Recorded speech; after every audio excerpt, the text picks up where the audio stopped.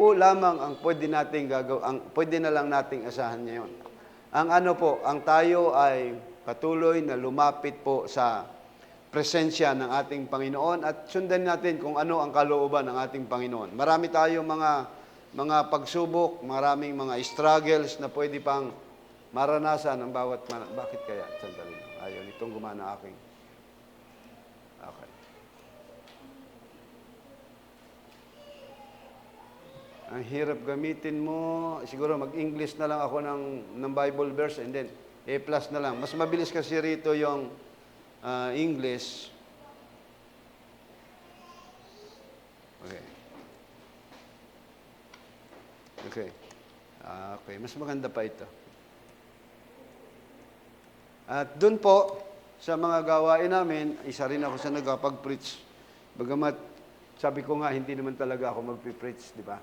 Although naka-schedule ako, pero pagdating doon ay pinag-preach din ako at nakapag-preach din tayo. Kahit sa maiksing oras lang, nakapangaral din po tayo. At more on ay si Brother Itok ang nag-preach doon sa mga gawain na yun. Nakasama ko lang sa pag-preach ay si Pastor Saldi Padilla.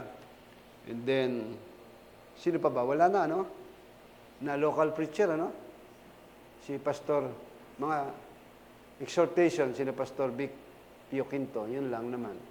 The rest, wala nang nakasama akong nag-preach. So, maganda po yung gawain din dahil yung mga young professional ay nakahiwalay. Halimbawa, kung nakasama si na Sister Janice, silang mga young professional ay iba po yung kanilang pag-aaral. Yun namang nag-aaral pa lang, kagaya ni na Daniel, ni na Jelay. Iba rin yung group nyo, iba rin, ano? Merong magaganda at kahit yung mga bata ay may mga hiwalay. Ganon din sa aming mga magulang ay may mga hiwalay ding pagtuturo at doon po ay maganda naman ang naging resulta ng gawain. At sayang nga lamang dahil hindi lahat ay nakasama at hindi rin naman natin nasisisi dahil nga sa lack of budget ang mga kapatiran natin.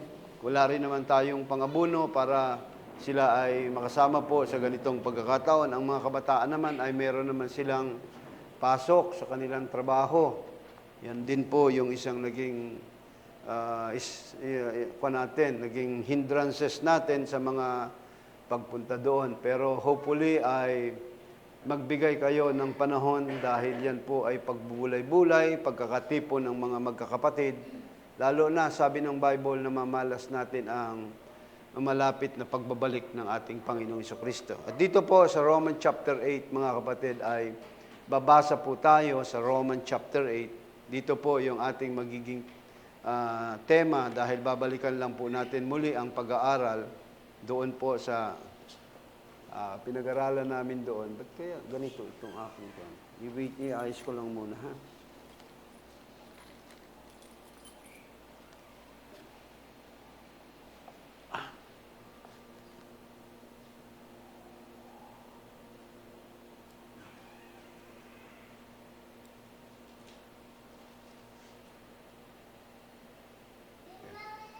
Basahin natin sa Romans chapter 8. Dito po, babasahin ko, ayan, nakatalagay na sa Tagalog.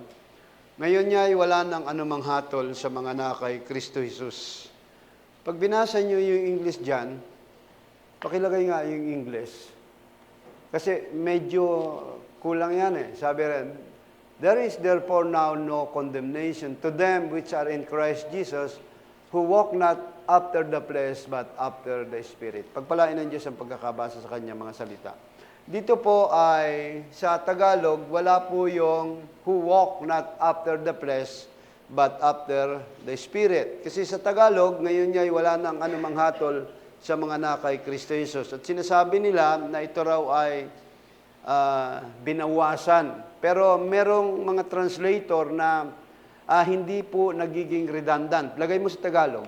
Ang ibig ko sabihin ng redundant, yung inuulit-ulit. Kasi dito po sa verse 3, sabi rito, sapagkat ang kautusan ng Espiritu ng buhay na nakay Kristo Jesus ay pinalaya ako sa kautusan ng kasalanan at ng kamatayan.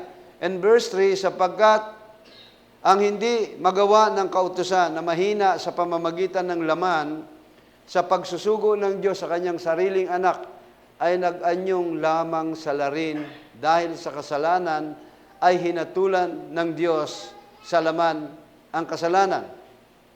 Upang ang kahilingan ng kautusan ay matupad sa atin na hindi nagsisilakad ayon sa laman, kundi sa Espiritu. Ito po yung gusto kong sabihin doon po sa Romans chapter 8 verse 1 kung bakit hindi idinagdag yung wala nang anumang paghatol sa mga lumalakad na kasama ni Kristo. Yung translator ay hindi siya redundant kasi binasa muli dito po sa Romans chapter 8 verse 4. So, sino po ang mga taong wala nang anumang paghatol? Sila yung mga taong na kay Kristo na. Sila yung nakaranas po ng bautismo ng banal na Espiritu Santo. Meaning, mga kapatid, yung kasalanan na nagagawa mo, hindi na ikaw ang gumagawa niyan. Yung kasalanang nakatira sa pagkatao mo, yan na yung gumagawa niyan sa buhay mo. Ano po ang ibig kong sabihin, mga kapatid? Si Pablo ay may ganong statement na kanyang sinabi na hindi na ako yung nagkakasala, kundi yung kasalanang nakatira sa akin. At hindi nawa maging dahilan po sa atin ito na kahit kayo ay mag-commit ng kasalanan, ay ako naman ay pinatawad na ng ating Panginoon Kristo. Iba-iba po ang forma ng kasalanan. Iba-iba ang anyo ng kasalanan dahil minsan akala natin yung by flesh ito ay kasalanan. Of course, kasalanan ang by flesh. Pero ang pinakamabigat na kasalanan natin, merong 3 uri ng kasalanan na binabanggit po ang Biblia at ito po ay nasa Griegong pangungusap. Una ay ang hamartema.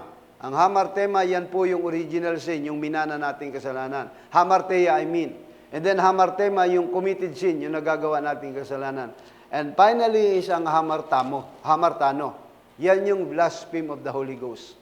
Iba-ibang anyo, pero iba-iba ang kaparusahan. Pag binasa mo, transgression yan, pero iba-iba po ang kahulugan ng pagkakabanggit ng Biblia. At ang hamartano na kasalanan, yan po yung blasphemy of the Holy Ghost. Kapag yan ang ating makukumit na kasalanan, yan po ay unpardonable sin. Meaning, wala pong kapatawaran ang kasalanang ito. Mga kapatid, ano yung kasalanang walang kapatawaran? Ito yung kasalanan na sinasadya mo. Alam mo yung isang bagay, pero sinasadya mo. Alam mo na ito ay utos ng Panginoon, pero hindi mo ginagawa. Halimbawa, mayroong batas ng Diyos na nabasa mo sa Biblia. Pagkatapos ito ay hindi mo lubos pang naintindihan, hindi ka pa dyan susukatin ng Panginoon. Ang panukat na gagamitin sa iyo ay ayon sa salitang narinig mo. Samantalang nang narinig mo ang salita, kailangan mo itong lakaran. Maaring hindi mo naintindihan, pero in the process of time, unti-unting maririnig, maunawaan mo, iyan ang kailangan mong maintindihan. Tingnan po ninyo sa Romans chapter 8, verse 6. Sabi ng verse 6, for to be carnally minded is death, but to be spiritually minded is life in peace. Ang kaisipan daw ng laman ay kamatayan. Ibig sabihin yung karnal na kaisipan. Pag sinabing kamatayan, ito po ay maglalayo sa atin sa presensya ng Panginoon. Ngayon, ang kaisipan ng Espiritu ay buhay at kapayapaan. Si Pablo, pag nagtuturo siya, palaging ipinihalimbawa niya, merong comparison. Magkaiba ang law of Moses at magkaiba ang law of Christ. Kasi ito yung tema nun eh. Kaya ang tao, sabi niya, sa kalayaan ay pinalaya na tayo ni Kristo. We are not walk in the flesh, we are walk by the Spirit. Yan ang sabi ng apostol na si Pablo. Ang sabi niya, because the carnal mind, in verse 7, is enmity against God. Ito raw na kaisipang ng laman ay pakikipaggalit laban sa Diyos. For it not subject to the law of God, neither indeed can be. Sabi ng apostol na si Pablo, ang kaisipan ng laman ay pakikipag-alit laban sa Diyos, sapagkat hindi napapasaklaw sa kautusan ng Diyos, ni hindi nga maaari. Ano man ang ating ginagawang pagsalansang sa utos ng Panginoon, yan po ay pakikipag-alit sa Diyos o pakikipag-away sa Diyos. And verse 8, so then that are in the flesh cannot please God. Hindi kailanman malulugod ang Diyos. Sabi niya, But ye are not in the flesh. Hindi na tayo karnal. Yan ang sabi ni Pablo. But in the Spirit, if so be that the Spirit of God dwell in you. Sabi ni Pablo, hindi naman tayo laman na eh. Nasa Espiritu na tayo. Kung gayo'y tumitira sa inyo ang Espiritu ng Diyos. Datapwat kung ang sino mang walang Espiritu ni Kristo, siya ay hindi sa Kanya. Kung tayo ay hindi tinirhan ng Espiritu ni Kristo, hindi tayo sa Kanya. Hindi ka bahagi ng tinubos ng ating Panginoong Kristo, mga kapatid. At pagpapatunay, ang isang halimbawang ito, hindi lamang ang nangyaring mga camp, ang mga previous nating mga gawain, kung ikaw ay nanduro ng Espiritu ni Kristo, lagi mong hinahanap ang presensya ng ating Panginoon. Hindi mo kayang mabuhay nang wala sa presensya ng ating Panginoon.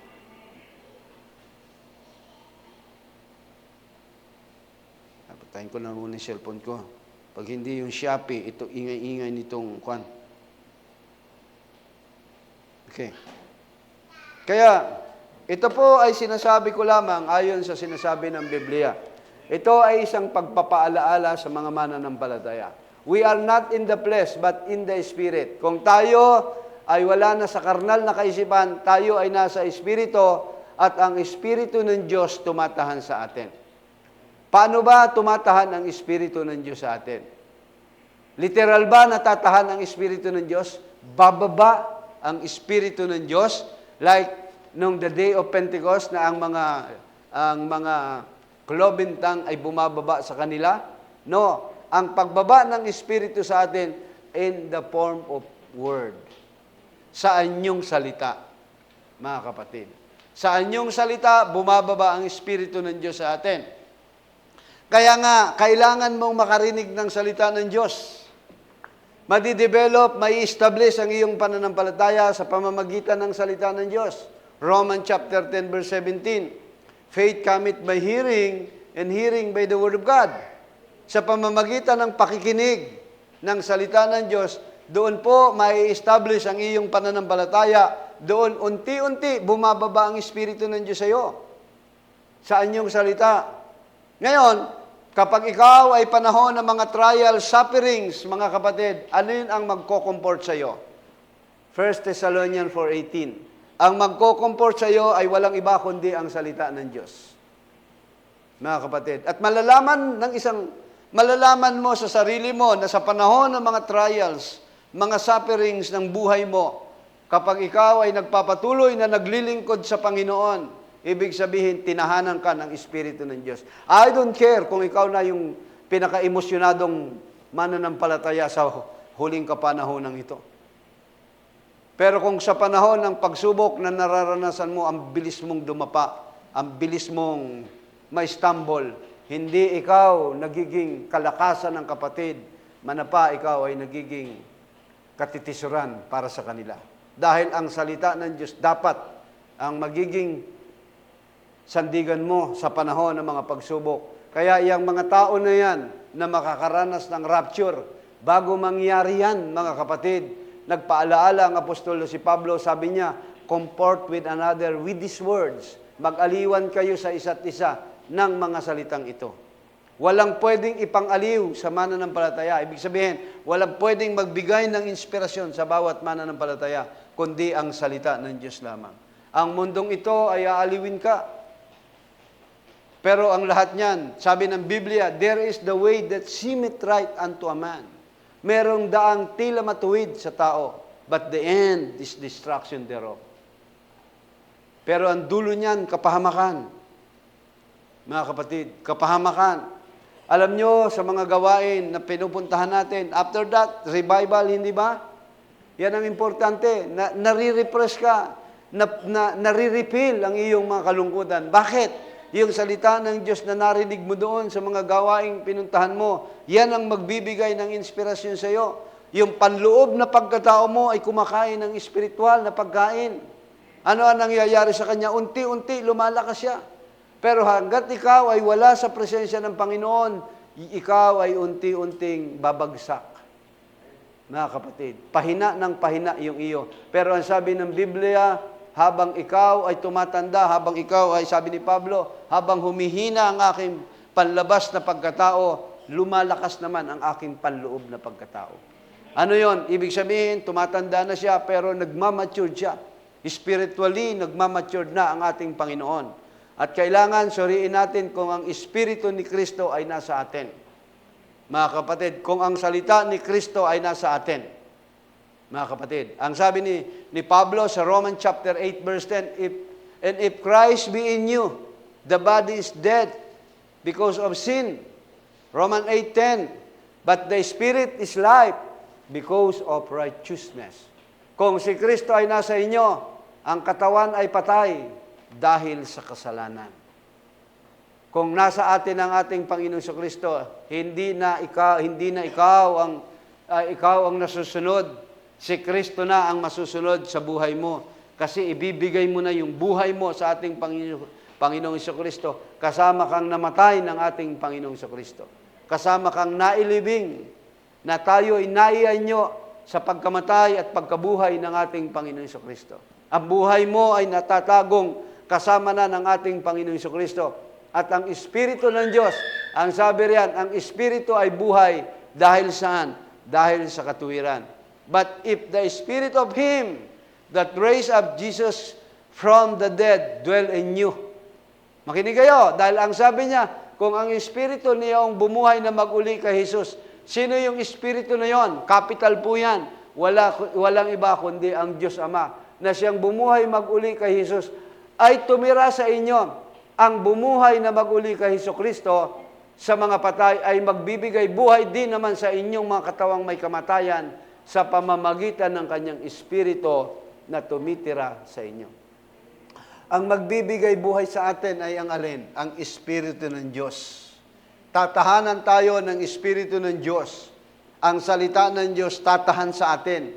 Magiging salita ka ng Diyos, mga kapatid. Kaya ikaw ngayon ay pwede na nilang basahin.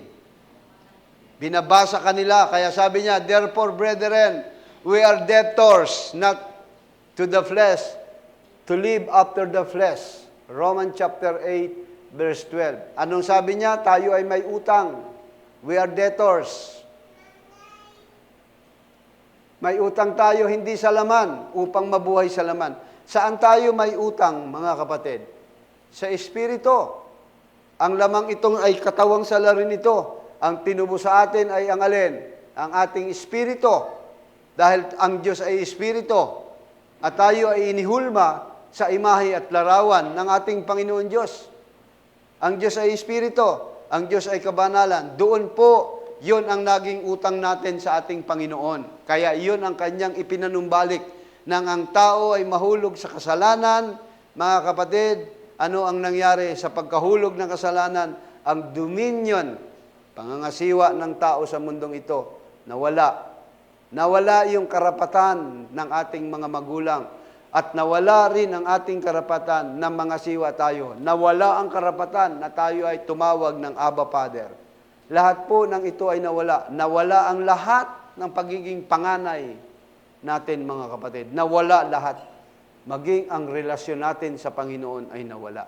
Pero by the blood of our Lord Jesus Christ, ibinalik po tayo dyan, mga kapatid. At tayo ay magpapatuloy dyan. Sa verse 13, for if you live after the flesh, you shall die. Kung tayo ay nangabubuhay sa laman, mamamatay tayo. Anong klaseng kamatayan? Spiritual death. Kapag tayo nabubuhay sa karnalidad, mamamatay tayo. Sa ating mamamatay. Mahihiwalay ka sa Panginoon. Yan ang ibig sabihin ng death. Separation from God. But if ye through the Spirit do mortify the deeds of the body, he shall live. Ano sabi ng apostol na si Pablo? Datapwat kung sa pamamagitan ng Espiritu ay pinapatay nyo ang gawa ng mga laman, ay mga bubuhay kayo. Ano ang payo ni Pablo sa Colossians chapter 3 verse 5? Colossians chapter 3 verse 1 up to 5. Ang sabi niya, if ye be risen with Christ. Ano sabi niya? Hanapin nyo. Kung kayo ay muling binuhay ni Kristo, kalakip ni Kristo, hanapin nyo ang mga bagay na nasa itaas. Ano ang mga bagay na nasa itaas? Mga spiritual na bagay po yan.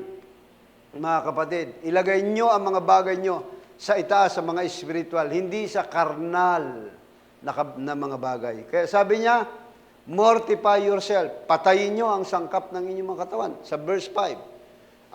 Anong ibig sabihin ng patayin? Pigilin ninyo. Kontrolin ninyo. Yan po ang ibig sabihin yan. And verse 14 ng Romans chapter 8, for as many as are led by the Spirit of God, they are the sons of God. Ang mga pinangungunahan ng Espiritu ng Diyos, sila po ang Espiritu ng Diyos. Sila ay mga anak ng Diyos. So, pangungunahan tayo, katulad ng bayang Israel sa kanilang paglalakbay patungo sa lupang pangako. Pero ang mga taong ito, dalawa lamang ang natatanging naging matapat sa pagsunod sa pillar of fire.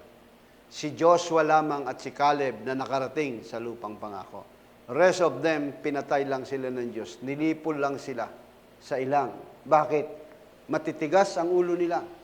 Ano ang nais ipakita ng Diyos, mga kapatid? Kung paano ang Israel, by physical, by literal, sila ay umalis doon sa lupang pagkaalipin, nang sila po ay naglakbay patungo sa lupang pangako. At inubo sila unti-unti ng Diyos.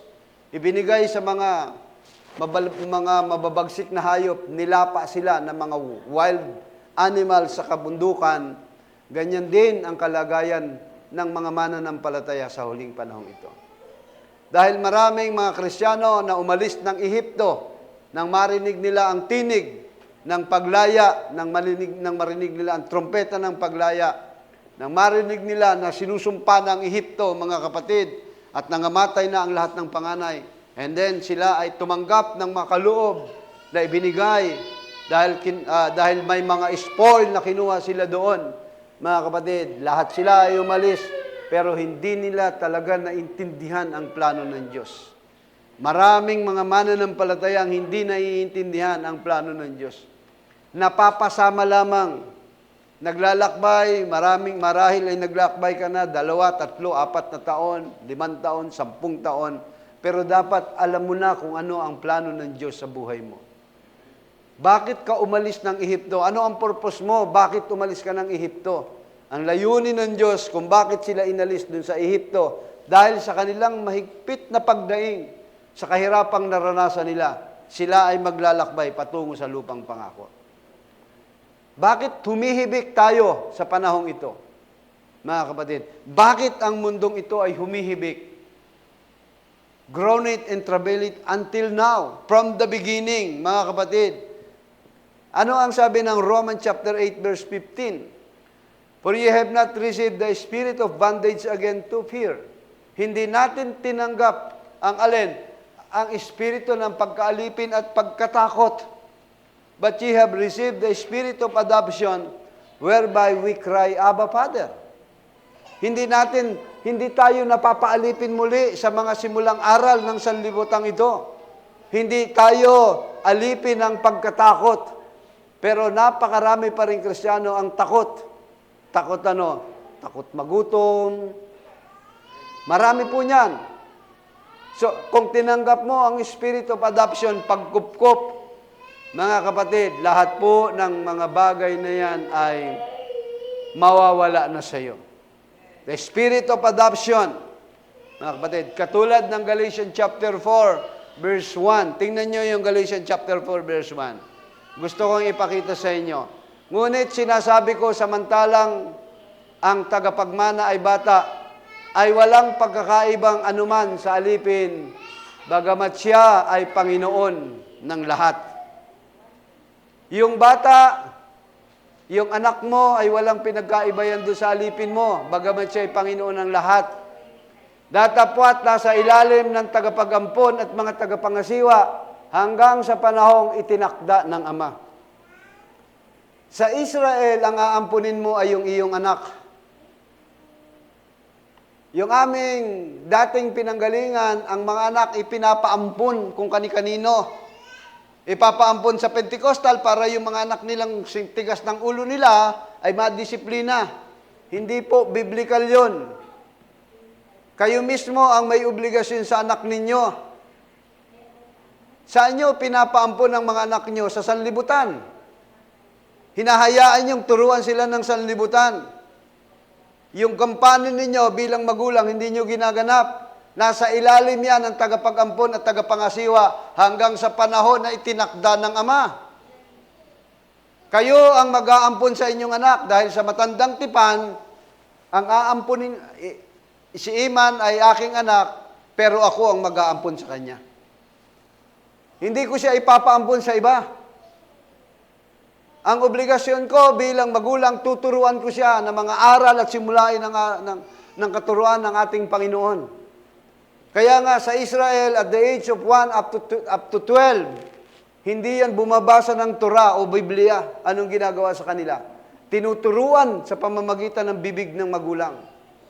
Deuteronomy chapter 6. Yan ang nagtuturo. Anong ginagawa ng mga magulang ngayon? May mga katulong at yung mga katulong ang nag-aalaga. At kapag maingay yung anak, bigyan mo ng cellphone ng tumahimik. Ang sanlibutan ang nagtuturo ngayon sa mga kabataan. Supposed to be ang mga magulang ang nagtuturo sa kanilang mga anak. So anong gagawin? Aampunin niya yung bata hanggang sa panahon na itinakda ng Ama. Gayon din naman tayo, nang tayo'y mga bata pa, ay tayo'y nasasakop sa pagkaalipin ng mga pasimulang aral ng sanlibutan. Nung bata pa tayo, sakop tayo riyan. Pero hindi ka na bata eh. Sabi ng Galatians chapter 4 verse 4, dumating na yung kapanahunan. Pakitaas. Na sinugo ng Diyos ang kanyang anak. Sino yung anak na yan? Walang iba kundi ang ating Panginoong Jesucristo. Sino ang nagtuturo sa atin?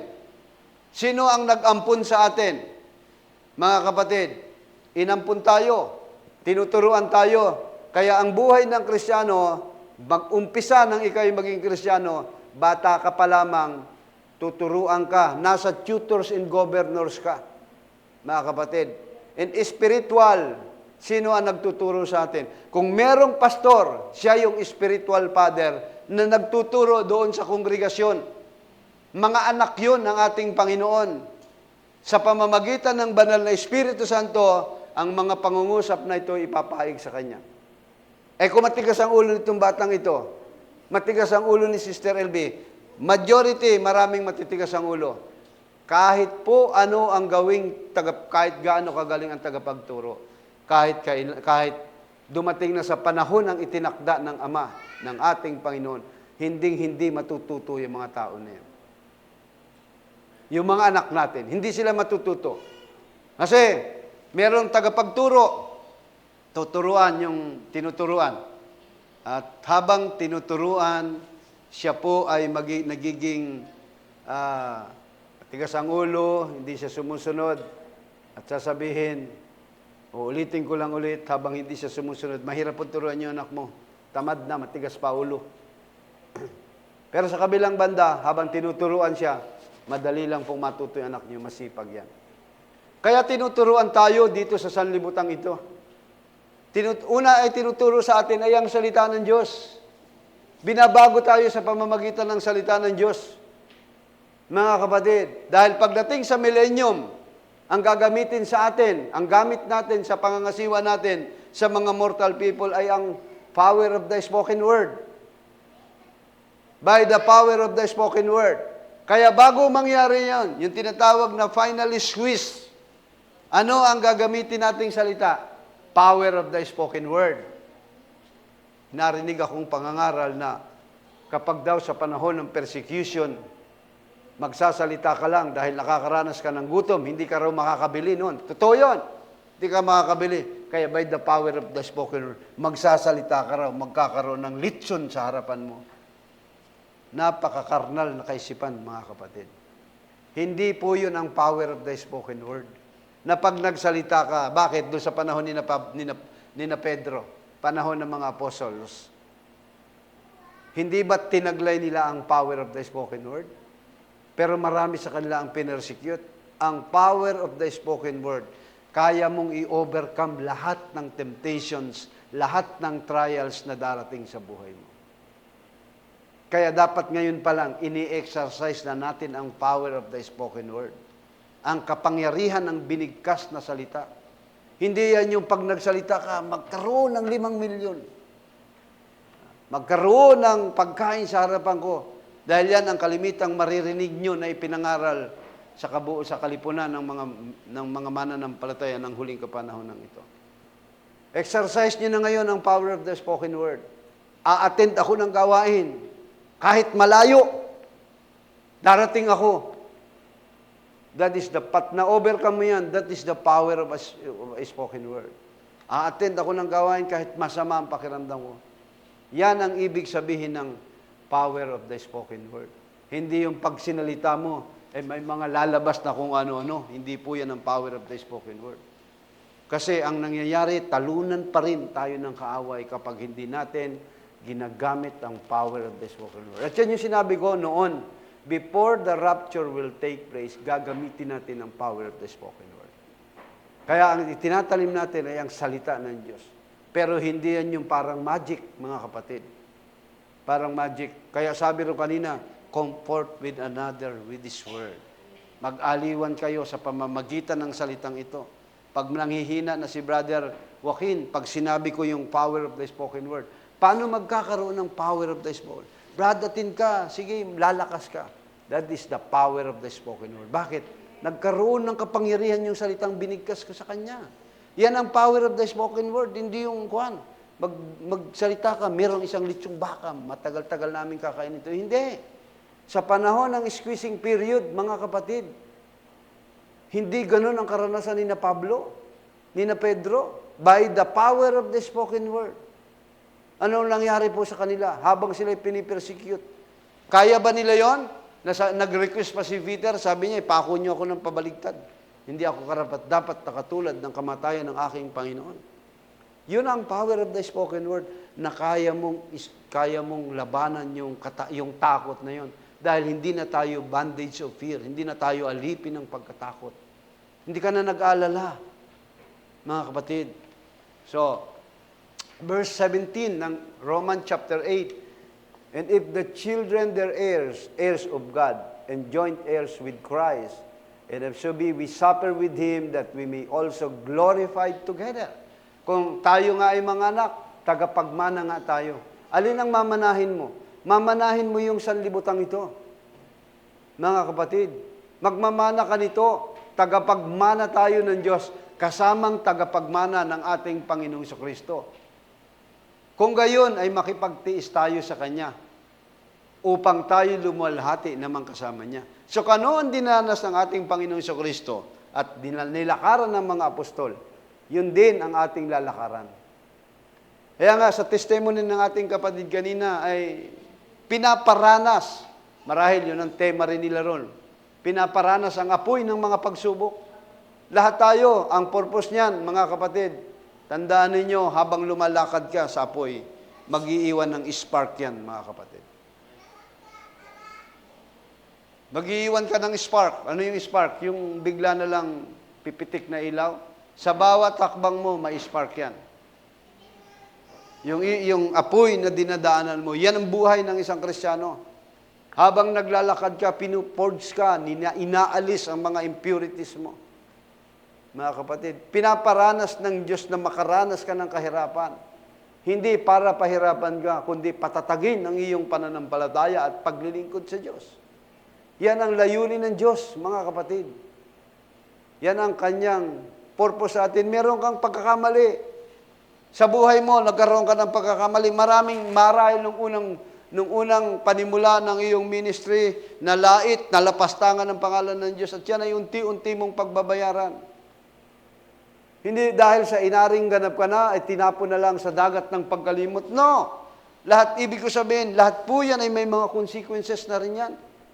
Tama na kinalimutan ng Diyos ang lahat ng pagkakamali mo. Pero halimbawa, nung ikaw ay mahabang panahong lasinggero, sugaro, nagiinom ka, tapos tinanggap mo ang ating Panginoon Kristo, do you think na walang suffering sa katawan mo yan? Aanihin mo yan pagdating ng panahon?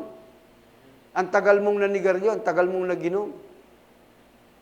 Yan ang ibig kong sabihin. At kung meron kang nagawang kasalanan noon, before na maging Kristiyano ka, lalo na naging Kristiyano ka, may mga sufferings kang pagdadaanan.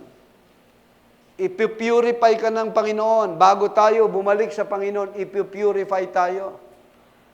Ang mga karamdaman natin, bahagi ng purification yan. Dahil nung nagkaroon ka ng sakit, doon mo mararamdaman, doon mo marirecall ang lahat.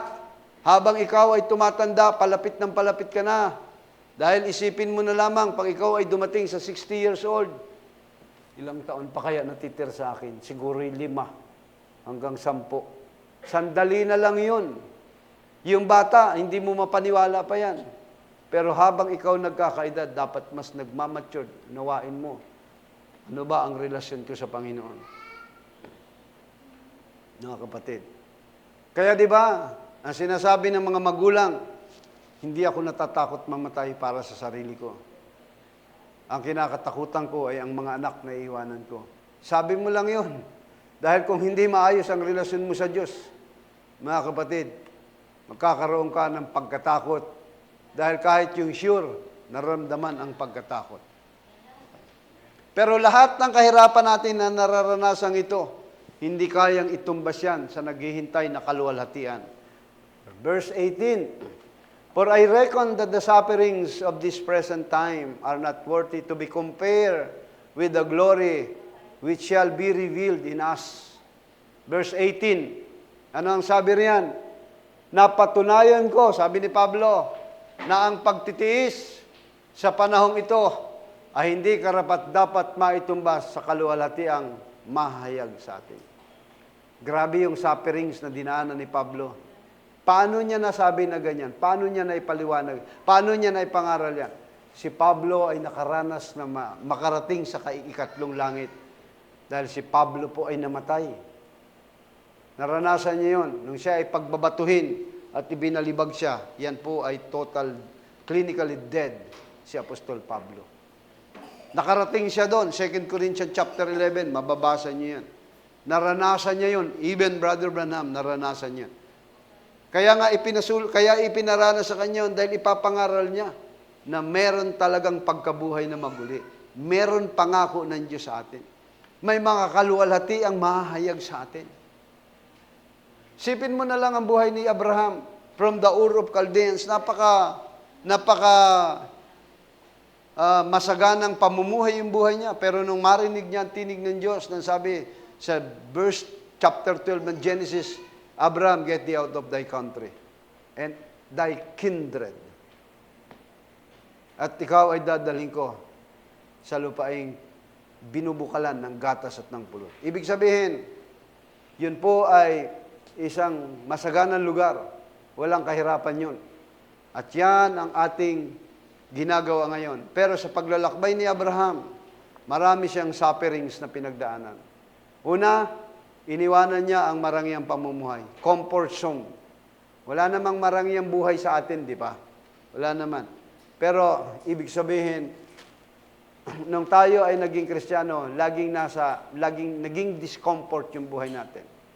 Kasi nung ikaw ay Kristiyano, nung hindi ka pa Kristiyano, nakakapamasyal ka kung saan-saan. Malaya ka. Ano man ang gawin mo, walang konsyensya na nagdidictate sa iyo, hindi ka kinukonsensya sa mga ginagawa mong kasalanan.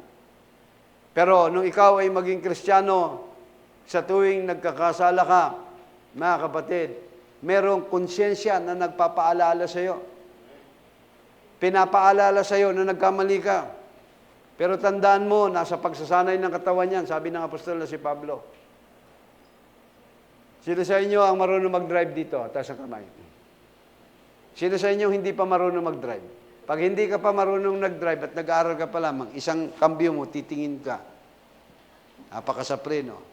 Lagi ka nakatingin at hindi ka mabilis magpatakbo. Kasi kada galaw mo, titingnan mo. Ganun ang buhay ng Kristiyano. Lagi kang nakatingin sa salita ng Panginoon. Lagi kang nakatingin sa ginagawa mo. But the moment na biyasa ka ng driver, kusang gumagalaw yung katawan mo. Alam mo kung magpipreno ka dahil bigla may tumid. Yung body language, alam mo kagad, apakakagad ng preno. Anong ibig ko sabihin? Sanay na yung katawan mong ganon. Sanay na yung buhay mo. Nabaliwalain mo ang salita ng Diyos. Mahirap kang ituwid. mga kapatid. Kaya kailangan masanay ka. Ang pakikinig, sinasanay yan sa salita ng Panginoon. Yung buhay natin, sinasanay araw-araw yan. Tinitrain. Ito, nasa battleground tayo. Anong tingin ninyo sa sarili ninyo? Anong tingin natin? So kung nasa battleground ang isang Kristiyano, suit the whole armor of God. Ephesians chapter 6 verse 10 up to 18. Lagi mong suot ang baluti ng katuwiran ng Diyos. Bakit? Nasa labanan ka. Nakikipagdigmaan ka lagi. Kaya sabi niya, for I reckon the sufferings of this present time are not worthy to be compared with the glory which shall be revealed in us. Hindi kayang ipaliwanag, mga kapatid, yung kaluwalhati ang naghihintay sa atin. Bukod sa ikaw ay maghahari sa millennium for 1,000 years, 1,000 taon yan. Kasama na ka ni Kristong maghahari in the millennium. Meron ka pang eternal life. Pero kung ikaw ay mapupunta sa impyerno, hindi ka maliligtas, anong mangyayari sa iyo? Everlasting fire. Magkaiba po ang eternal life at saka ang everlasting. Iba ang eternal at iba ang everlasting. Ang eternal, walang katapusan. Ang everlasting, forever and ever and ever. Halimbawa, hindi ligtas si Juan. Yung isang kapatid ay hindi ligtas. Ano sabihin natin? Halimbawa, si Brother Joaquin hindi ligtas. Ang kanyang nakumit na kasalanan habang nabubuhay pa siya ay 1,000. I-times 7 mo. Buti kung 1,000 lang nakumit niyang kasalanan, baka milyon na rin, matagal-tagal din nabuhay, di ba? So ganun ang pagbabayaran mo sa impyerno. Sabihin na lang, isang kasalanan, 1 taon. Baka nakakumit ka ng 1,000,000 kasalanan, 1,000,000 taong karon sa lake of fire. Kasi sa isip mo, kakasala ka, 1,000,000. Kaya billion of years doon si Lucifer eh. Siya yung pinakamaraming kasalanan. Anong gagawin sa iyo ron? Total annihilation yun. Tatapong ka doon sa lake of fire. Araw at gabi yun. Wala pa namang day off yun. Kahit man lang 5 minutong makapagpahinga ka. Sobrang init doon. Kaya sumisigaw doon. Wala kang nakikita, ikaw lang. Tinutos ta karon. Hanggang anong mangyari sa iyo? Pag inihaw mo si Sister Christy yung pork chop, napabayaan mo yun. Ano nangyari? Sunog. Nagiging abo na lang, di ba? So ganun ang purpose ng Panginoon. Sa taong hindi ligtas. Ibabalik ang katawang ito, the tripartite being, body, soul, and spirit. Ihagis yan sa lake of fire. Kasi kailangan ng katawan para maramdaman yung sakit. And then, after nun, napagbayaran mo lahat, disappear. Ang sabi ng Biblia, ang espiritu niya babalik sa Panginoon. Hindi naman literal na babalik sa Diyos yung espiritu, kasi hangin po yan. Andito na lang, wala nang diwa yan. Pero tayong mga ligtas na naka-overcome tayo sa lahat ng uri ng mga pagsubok na ito. Tayo na pinaranas ng forging, pagsunog dito. Sinusunog yung ating lumang pagkatao. Yung attributes ng kaaway na tinaglay natin, minana natin kasalanan. Yan ang sinusunog ng Diyos sa atin. Inaalis po ng Diyos yan. Saan ba yung tubig ko? Ito pala. Kaya, iba-ibang uri ng mga pagsubok. Hindi komportable yan, mga kapatid. Hindi ka comfort. Wala kang, hindi maganda kapag ikaw ay nakakaranas ng mga pagsubok ng buhay. Pero tinuturuan tayo, tinitest tayo ng Panginoon para yung mga pagsubok na yan, ma-overcome natin.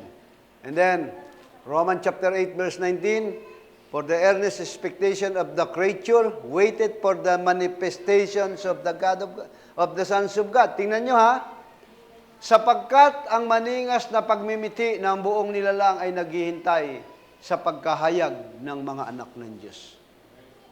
Ano ang hinihintay ng creature, ng nilikha ng Diyos na ito?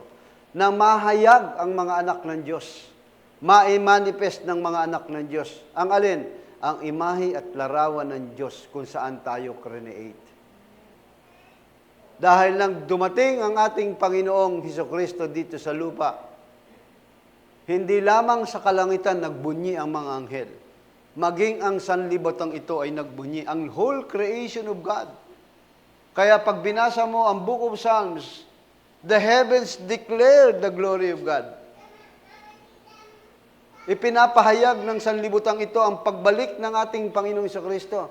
Even the stars, nagpakita ng kanilang liwanag ng ipanganak ang ating Panginoon. Kaya yun ang sinundan ng mga wise men. Nagalak ang buong sanlibutan ito nang ipanganak ang ating Panginoong Kristo. Dahil sila po ay naghihintay din ng katubusan. Total redemption. Dahil ang mundo na mahulog ang tao sa kasalanan, sumpay ng lupa, Adan. Dahil ikaw ay kinuha sa lupa, babalik ka rin sa lupa. At simula ngayon, ano sabi niya? Sa pawis mo ikaw ay kakain. Magbubukid ka ng lupa. Ang pagkasumpa na yan sa lupa, mga kapatid, sa mahabang panahon, gusto ng lupa matubos siya. Ang totoo sa Genesis 1:2 pa lamang, humihibik na yan mundo. Dahil sa kasalanan na naganap noon ng mga anghel sa pangunguna ni Lucifer. Pero ang pag-usapan natin ay ang panahon ng tao.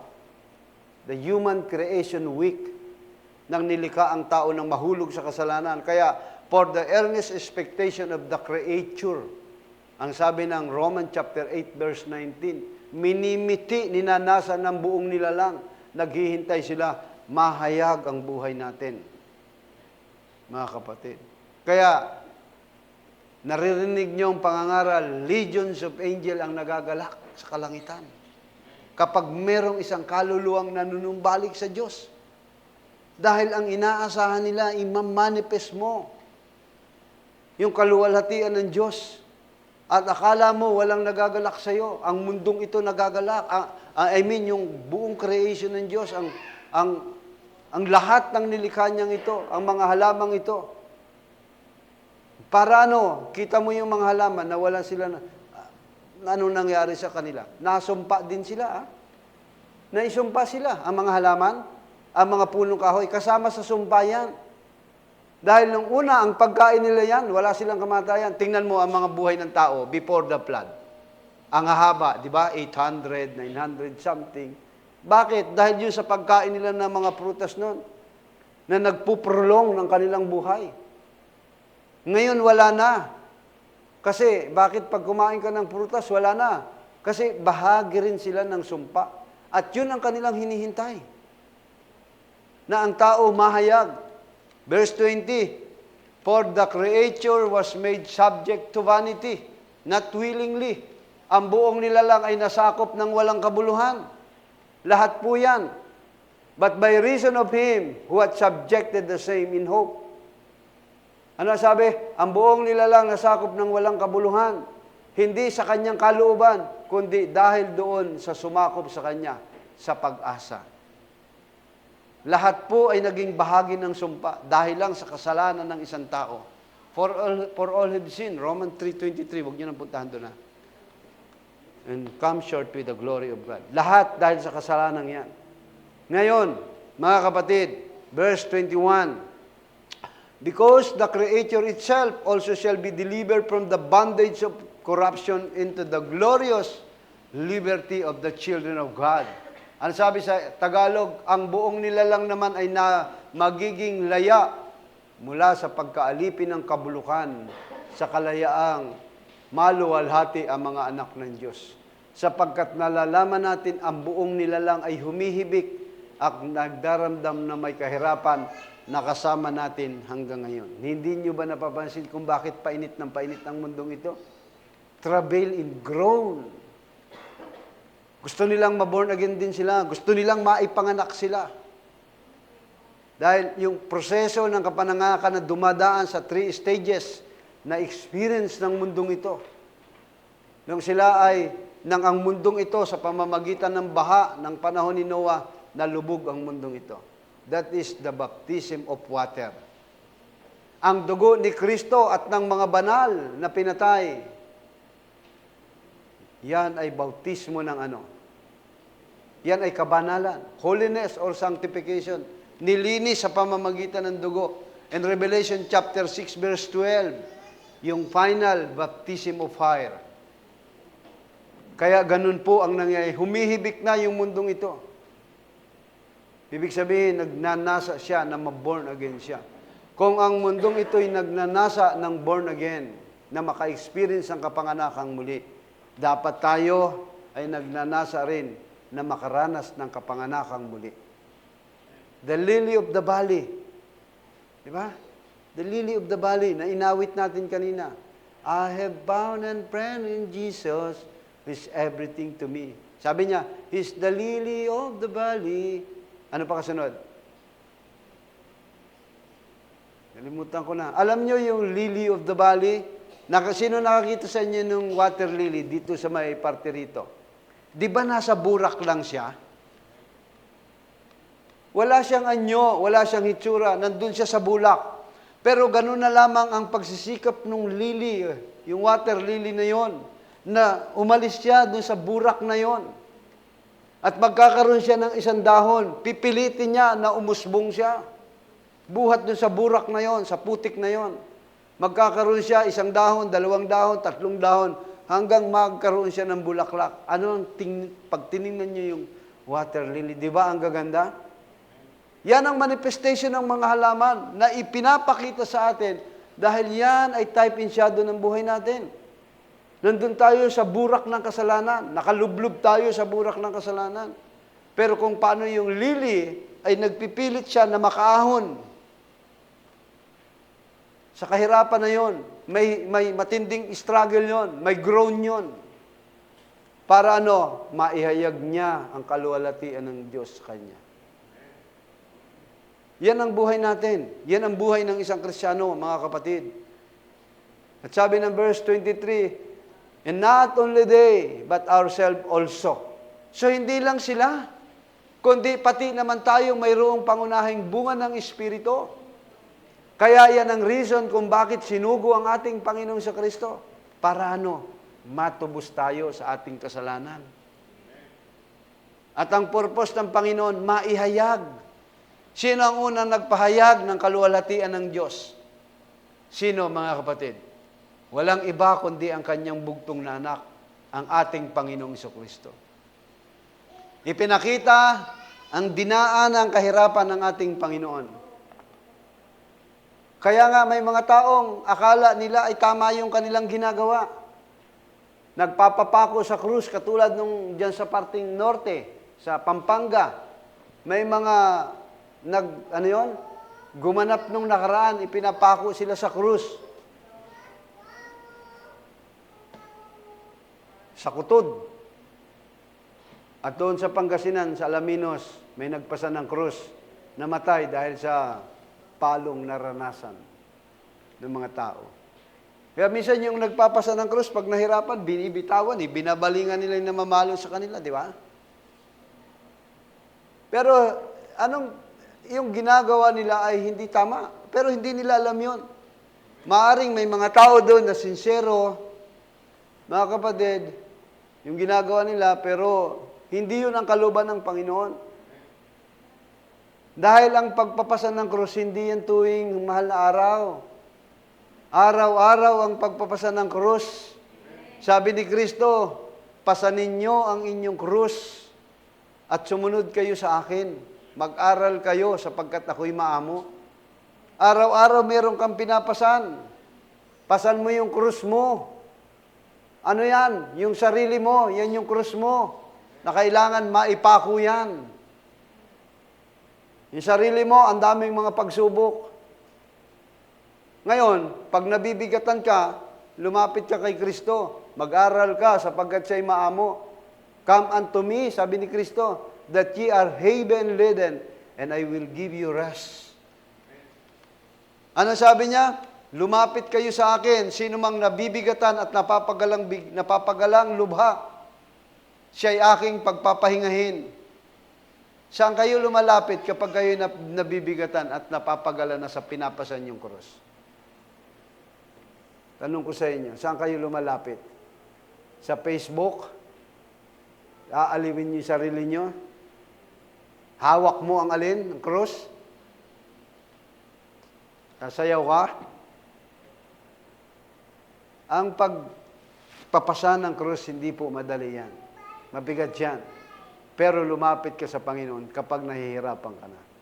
Sabi niya, ikaw ay kanyang papapagpahingahin.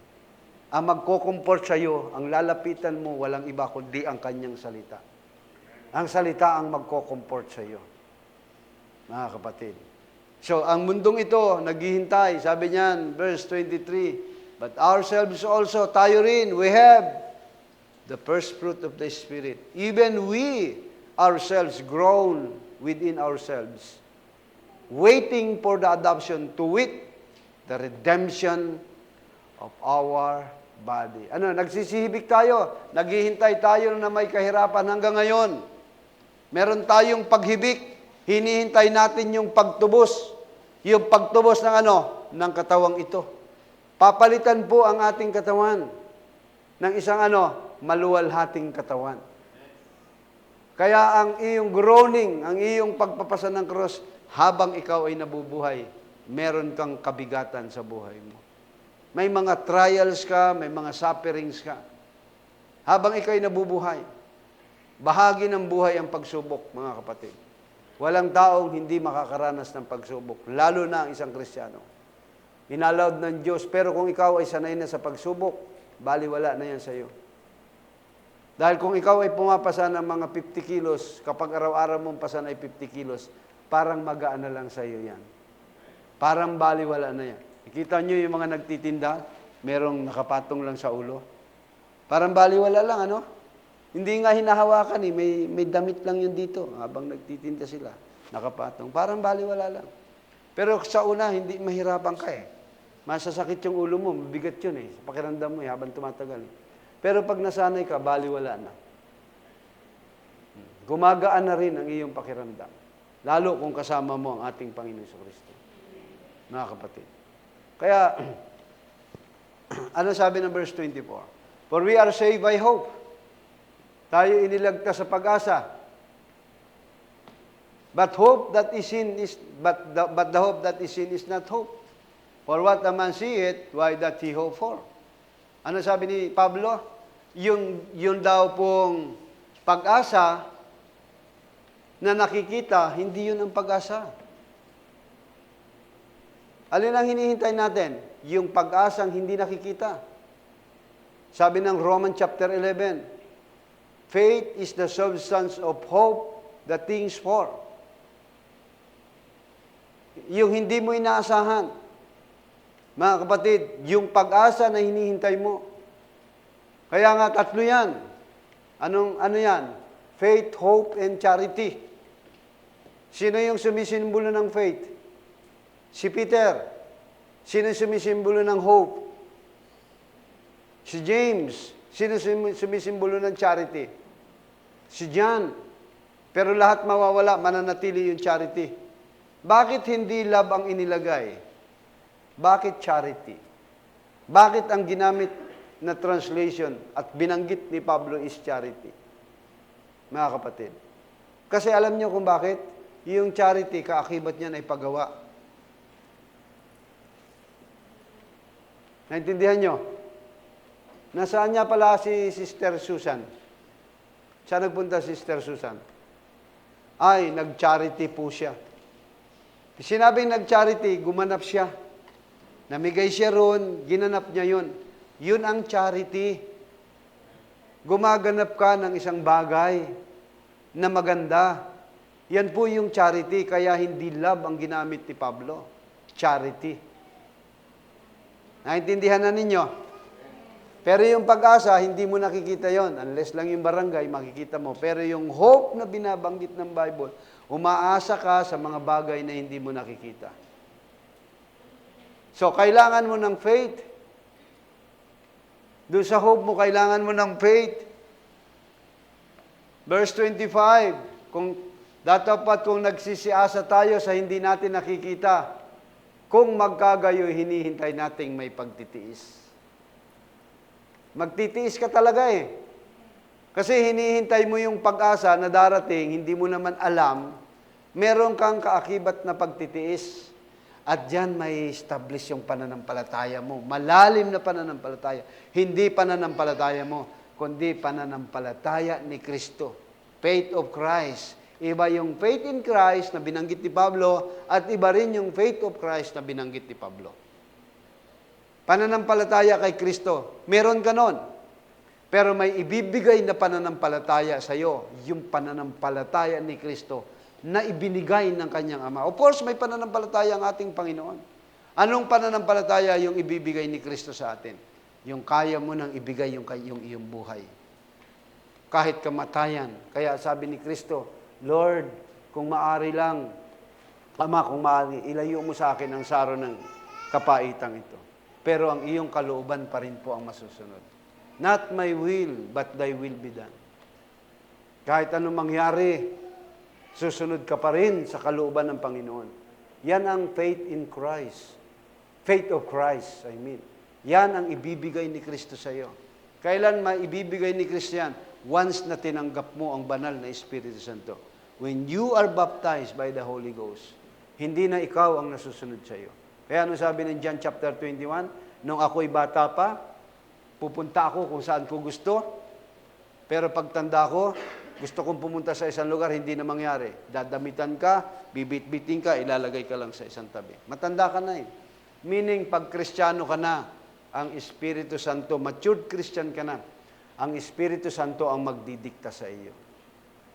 Pero kung ikaw ay tosto in pro, pag mabilis kang isinsay ng mga hangin, ng mga pagsubok, immature Christian ka pa kapag ka ganun. Immature Kristiyano. At ang gusto ng Kristiyano, mag-matured ka. Kaya ang sabi ng Biblia, mga kapatid, for we are saved by hope, but hope that sin is not hope. For what man seeth, why doth he hope for? But if we hope that we see not, then we do patient wait for it. So, pinapahintulutan ng Diyos yung pagtitiis. Mga kapatid, kaya meron tayong struggle sa buhay natin. Ang tao pa naman ngayon, mainipin, hindi ba?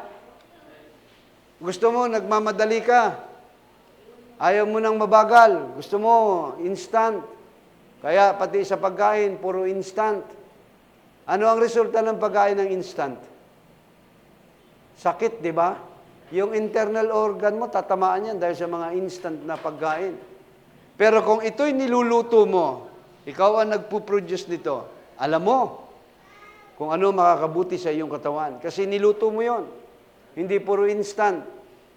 Kaya, si Job ay pinaranas ng Diyos sa ganung katinding kahirapan ng buhay.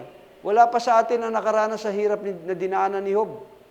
Sino ba nakaranas sa atin na buhat talampakan hanggang bumbunan ay may bukol? Pero kahit ganun ang kalagayan ni Job, ang sabi ng Biblia, hindi kailanman nagkasala ang kanyang bibig. Patuloy pa rin siyang nagpupuri sa Panginoon. Ulo hanggang talampakan. Baka tayo, kulani lang hindi na umaatin ng gawain Kulani lang yun siya, ulo hanggang talampakan. Sabi ng Bible, hindi siya nakaranas. Hindi siya nagkasala sa anumang kaparaanan sa Diyos.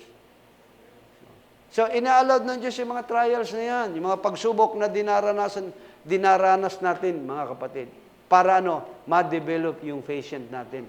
At ang patient ay bahagi ng stature of a perfect man. Hindi mo pwedeng lagpasan ang isa ron. Puntahan mo nga yung 1 Peter chapter 1 verse 5, kung tama ako. Puntahan muna natin. Tama. Verse 7. Okay, hindi. 2 Peter chapter 1, verse 5.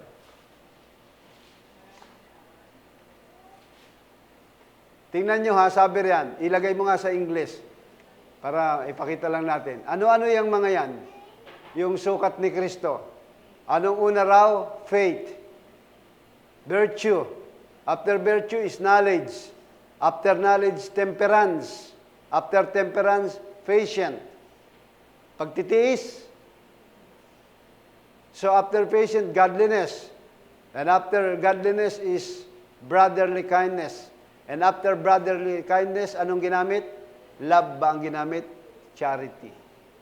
Kasi may action yun. Lahat yan, may action yan, mga kapatid. Hindi mo pwedeng kwan yun. Hindi mo pwedeng alisin ang isa ron. Mag-uumpisa ka sa faith. Pag meron ka ng faith, dapat meron ka na rin kapangyarihan. May virtue ka na.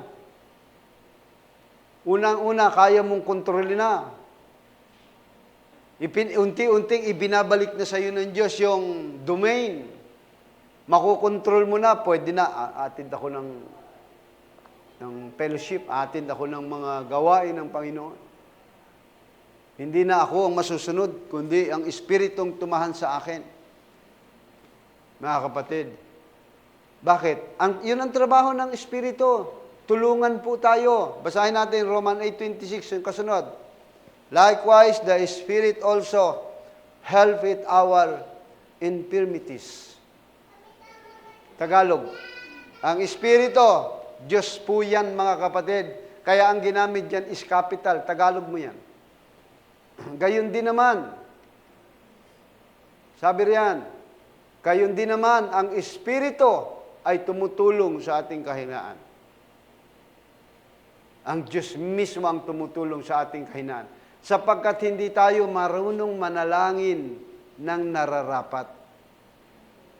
So, ang nagdidictate sa atin, maging sa panalangin ay ang Espiritu Santo. Kung ano yung ating hihilingin, ang totoo, bago ka pa lamang manalangin, alam na ng Diyos kung anong hihilingin mo. Dahil alam ng Diyos ang pangangailangan mo. Halimbawa, gusto mong, Lord, sana po magkaroon ako ng 10 million. O pag mayroon kang 10 million, anong gagawin mo sa 10 million? Adi panay ang mo, panay ang pasyal mo sa makakabili ka ng sasakyan, makakapunta ka kung saan-saan, ayaw mo sa mainit, gusto mo sa malamig, malalayo ka sa Panginoon. Hindi ibibigay ng Diyos yung sobra-sobra sa iyo. Ibibigay sa iyo ng Diyos kung ano lamang yung kailangan mo. Pastor, bakit si Solomon? Unang hiningi ni Solomon, wisdom Diba? Kaya yan yung sabi ni Kristo, seek ye the kingdom of God and His righteousness. All things shall be added unto you. Anong hiningi ni Solomon? Wisdom. Lord, bata pa po ako. Bigyan niyo ako ng karunungan para mapangasiwaan ko po itong bayan mo. Kaya sabi niya, dangang ikaw ay humingi ng karunungan, gayon man ang pangangailangan mo, idadagdag ko na rin. Tayo, pag humingi tayo, ang Lord, yung idadagdag, unahin mo muna. Saka ko hahanapin ang inyong katuwiran at inyong kaharian. Baligtad. Ang hanapin muna natin ay yung kanyang katuwiran. Si Abraham, hinanap niya yon. Abraham was looking for the city whose maker and builder is God. Anong nasumpungan ni Abraham? Kapahayagan ng Diyos. Revelation of God. Ano ang katibayan na nakasumpong siya ng kapahayagan ng Diyos? Nagkaroon siya ng transformation. Binasa ko nung nakaraan. Anong transformation? Bumata si Abraham. Bumata si Sarah. Pagpasok ng Ehipto, nagustuhan si Sarai o si Sarah ng hari ng Paraon. Nagkaroon sila ng transformation. Nakasumpong siya ng biyaya sa Panginoon. Nakita niya ang kapahayagan. Mga kapatid, Abraham was looking for the city whose maker and builder is God. Hindi niya nakita yung syudad na gawa ng tao, kundi syudad na hindi kamay ng Diyos, kamay ng taong gumawa, kundi ang Diyos. Ano nakita niya? Revelation, kapahayagan. Unawa sa salita ng Diyos. Mga kapatid, yan din ang hinahanap ng mga anak ni Abraham. The sons of Abraham was looking for the city whose maker and builder is God. Kailangan makasumpong tayo ng kapahayagan ng Diyos. Amen? Amen. Tanong ko sa inyo, ano ibig sabihin ng revelation? Revelation means it's something's effect in your lives. Pag nasumpungan mo ang kapahayagan ng Diyos, magkakaroon ka ng pagbabago sa iyong buhay. mga kapatid. Unti-unti, itatransform ka, katulad ni Abraham. Nagkaroon ng new birth experience si Abraham. Yan ang revelation, mga kapatid. Yan ang ibig sabihin ni Pablo. Si Pablo nga ba? Yes, siya ang sumulat ng Book of Hebrews. Pero contention yan sa mga ibang scholar, Bible scholars.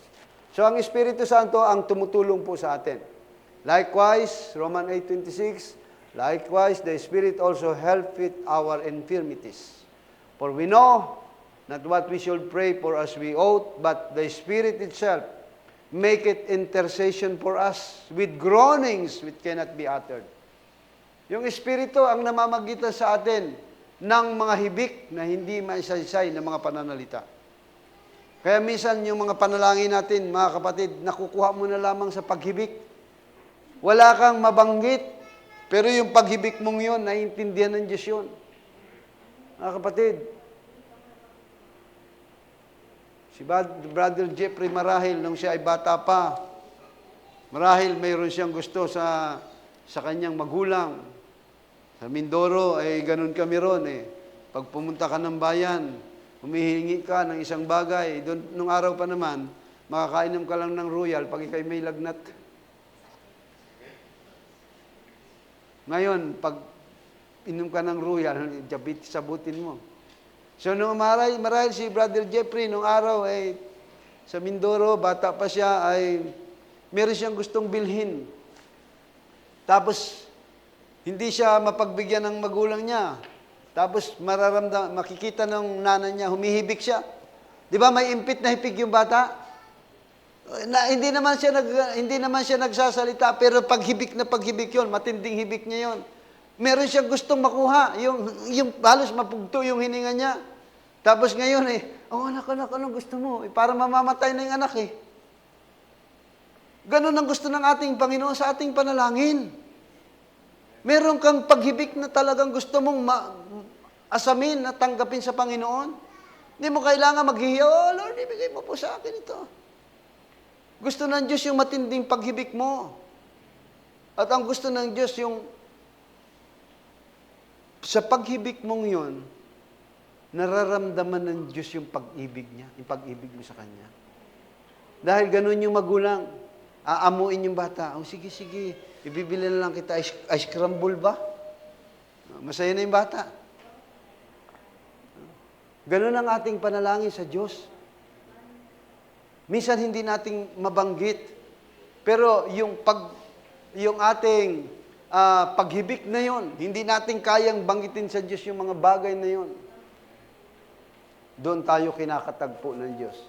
And verse 27, in He that searcheth the hearts, knoweth what is the mind of the Spirit, because He maketh intercession for the saints according to the will of God. Ang nakasisiyasat ng mga puso'y nakakaalam kung ano ang kaisipan ng Espiritu, sapagkat siya ang namamagitan dahil sa atin sa ang mga banal alinsunod sa kalooban ng Diyos. Alam ng Espiritu Santo, ipinapamagitan tayo ng banal na Espiritu Santo. Mga kapatid, doon sa paghibik mong yun sa ating Panginoon, gigising ka ng madaling araw, mananalangin ka sa Panginoon. Sa tanghali, manalangin ka, humibik ka sa Panginoon, ihibik mo sa Panginoon. Iiyak mo sa Panginoon yung mga anak mo. Iiyak mo sa Panginoon lahat. Iiyak mo sa Panginoon yung sarili mo. Pwede sabihin naman ni Sister LB, ipag-pray na lang natin yung anak natin. Ikaw ang unang manalangin sa anak mo. I-extend mo yung charity sa anak mo. Pag sinabing charity, kaakibat niyan yung paggawa. Dahil sabi ng Biblia, ang kamangmangan ay nababalot sa puso ng bata. Mga kapatid, habang sila'y iiyak mo. Iyak mo sila sa Panginoon. Obligasyon mo yan. Pastor, di ba tinuro mo doon, pag may edad na yung bata at nasira yung relasyon, mahirap ibalik? Yes, mahirap. Mahirap talagang ibalik ang relasyon ng magulang sa anak. Ang hirap ng relasyon at ano ang ginawa ng Diyos sa bayang Israel? Mga kapatid, ipinaranas lahat ng kahirapan sa bayang Israel para lamang manumbalik ang relasyon. Ano ang relasyon natin sa Diyos? Wala tayong relasyon sa Diyos. Pero sa pamamagitan ng ating Panginoong Jesucristo, mga kapatid, ibinabalik ang ating relasyon sa ating Panginoon. Nasira yung relasyon natin. Sa 7 iglesia ng kapanahonan, iniwan mo ang iyong unang pag-ibig. Pag-ibig saan? Sa Diyos, sa salita ng Diyos. Nung nag-umpisa kang Kristiyano, pagbautis mo sa'yo, grabe ang iyak mo, grabe ang hugol mo, nagpatagto ka pa sa Diyos. Oh! Pagkatapos, in a short period of time, unti-unti, pumapasok na ang lukewarmness sa'yo, mga kapatid. And then, sa huling panahon, sinugo ang propeta ng Diyos para i-restore tayo. Sa tuwin na nagsusugo ang Diyos, judgment, warning before judgment, sabi ni Brother Branham. Para ano? Turning the hearts of the children to their fathers. Mahirap ang relasyon natin sa anak pag nasira. Mahirap ang relasyon natin sa Ama, sa ating Panginoong Hesukristo, once na ito ay nasira. Pero gumagawa ng kaparaanan ang Diyos para ibalik ang tamang relasyon natin sa Kanya sa pamamagitan ng pagsugo ng Kanyang bugtong na anak. Anak lamang kita. Tandaan mo ito anak lamang kita. Kailangan ikaw ang maunang humingi ng. Ikaw ang gumawa ng paraan para magkasundo tayo. Di ba ganyan ang katwiran ng mga magulang? Pero sino ba ang unang gumawa ng kaparaanan? Sino ang nag-provide ng way? Ang Diyos mismo, ang Ama, na mahulog sa kasalanan si Adan. Ano ang provided way ng Diyos? Nagkatay ng isang kordero, binalatan, idinamit sa ating mga magulang. Kasi naka-apron lang sila. Nang mahulog ang tao sa kasalanan, ang tayo'y mahulog sa kasalanan, anong ginawa ng Diyos? Nagkatay ang Diyos ng isang kordero. This is the Lamb of God who take it the sin of the world. Si Kristo yon, idinamit sa atin bilang katuwiran upang hindi makita ang ating kahubaran. Anong idinadamit sa atin? Literal si Kristo? No! Ang salita ng Diyos ang dinadamit sa atin. Unti-unti nahubaran din tayo sa paglipas ng panahon. Kaya ang iglesia kumakatok na si Kristo. Hubad, bulag, maralita. Dinadamitan tayo ng ating Panginoon Diyos ngayon. Mga kapatid. So, sino ang gumawa ng kaparaanan? Ng Diyos pa rin. Na mahiwalay ang ating relasyon sa Kanya. Dahil nakulong tayo ng denominasyon, ipinadala ang propeta sa ating huling panahon para manumbalik ang relasyon natin sa Diyos. Of course, yung propeta ay by the mouth of Jesus Christ. Si Kristo pa rin ang ipinadala sa atin, mga kapatid. Pero si Kristo nandoon, gagamit siya ng agency niya para mabalik tayo sa tamang relasyon natin sa ating Panginoon Diyos. Ang tanong, nai-restore na ba tayo? Naibalik na ba yung relasyon natin sa Panginoon? Mga kapatid, sa pamamagitan ng Kanyang salita, unti-unti ipinapanumbalik ang restoration. May process yan para maibalik. May mga restoration na ginagawa ang Diyos. Kung ang earth na ito i-restore, anong unang inire-restore ng Diyos? Family. Yan ang sinira ng kaaway. Even spiritual family. Yung relasyon natin kay Kristo, sa relasyon natin sa Diyos. At para lang tayo makabalik sa Diyos, kay Kristo tayo dadaan. John 14 verse 6, I am the way, the truth, and the life. No one come to the Father but by me. And by His Word, sa pamamagitan ng Kanyang salita, yan ang restoration natin. Yan ang pagpapanumbalik natin sa Diyos. Kaya kailangan natin ang salita ng Diyos sa buhay natin. Mga kapatid, ang salita ng Diyos ang magpupurify sa atin. Ang salita ng Diyos, saan natin itinatago? Sa puso natin. Iniingatan yan. Ano ang sabi ni David sa Salmo na kanyang inaawit kapag siya ay nasa panahon ng kapigatian? Ano ang sabi niya sa awit niya? One thing I desire. Ano yan? Psalms 23 yata yan o 123. Isang bagay ang aking ninanasa. One thing I have desire. Nasabi niya, manahan siya sa templo ng Panginoon. Magtatanong siya sa Panginoon. So, sino ang templo ng Panginoon? Di ba templo si Kristo? na unang tinahanan ng Espiritu ng Diyos. And tayo rin ay templo ng Panginoon. Ano ang nais ng Diyos sa bawat isa sa atin? Mahayag ang kaluwalhatian ng mga anak ng Diyos. Once na nahayag na tayo, ang kabuuan ng katawan ng ating Panginoon Jesucristo, yan ang panahon ng pag-alis na natin sa mundong ito. Bakit? Tutubusin na ang mundong ito. At ang mundong ito, pag nakikita ng mga tao, kaya mayroong pag-init, may mga pagputok ng bulkan, may mga lindol na nangyayari, mga kapatid. Humihibik na sila sa Panginoon. Nagdaramdam sila na may kahirapan hanggang ngayon. Ganon din tayo, nagdaramdam din tayo na may kahirapan. Ang purpose para mahayag ang imahe at larawan ng Diyos kung saan tayo nilikha. Mga kapatid. Kaya, kung doon sa panahon na yan, habang nasa panahon pa tayo ng dispensasyon ng biyaya, mga kapatid, huwag na kayong mag-alinlangan pa sa paglilingkod sa ating Panginoon. Dahil baka isang araw sa paggising natin, sarado na ang biyaya ng dispensation. Remember, na lagi kong sinasabi sa inyo, pagpasok nila sa arko after 120 years, sinarado, sabi ng Panginoon, Noah, sa 7 malilinis na hayop, 7 pares na malilinis na hayop, papasukin mo na sila sa arko. At sa 2 pares na maruming hayop, papasukin mo na sila. And then, after nun, pumasok na po sila sa loob. 7 days ang hinintay nila bago po magkaroon ng pagbaha sa buong mundong ito. Maaaring tayo po ay nasa panahon na po ng ganong kalagayan.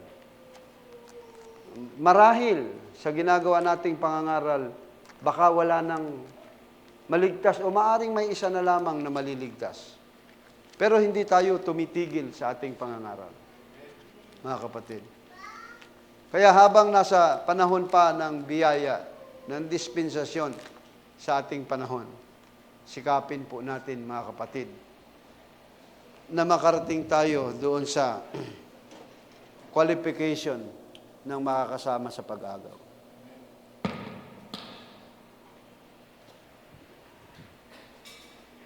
Pamilya ang pinag-uusapan na rito, mga kapatid. Family. Family of God. Mga kapatid. Bagamat ang salvation ay individual, pero ang ginagawang pagliligtas ng Diyos ay by family. Kaya, nawa, hindi ko gusto kayong masaktan sa mensahe, pero gusto kong magising kayo sa isang katotohanan. Dahil baka tayo ay nabubuhay pa sa ilusyon. Ang mundong ito ay mundo ng ilusyon, mga kapatid. Sa mundong ito, walang totoo. Hindi ito ang mundong para sa atin. Lahat tayo ay alien sa mundong ito. Lahat tayo ay dumadaan lamang sa mundong ito. Ang tunay na buhay natin ay sa kabilang buhay, mga kapatid. Ito ay training ground lang natin. Dahil hindi naman natin ginustong nandito tayo. Hindi natin ginusto na ganito ang kalagayan natin. Pero dahil sa kasalanan ng ating mga magulang, na si Adan at si Eva, nandito tayo sa ganitong kalagayan.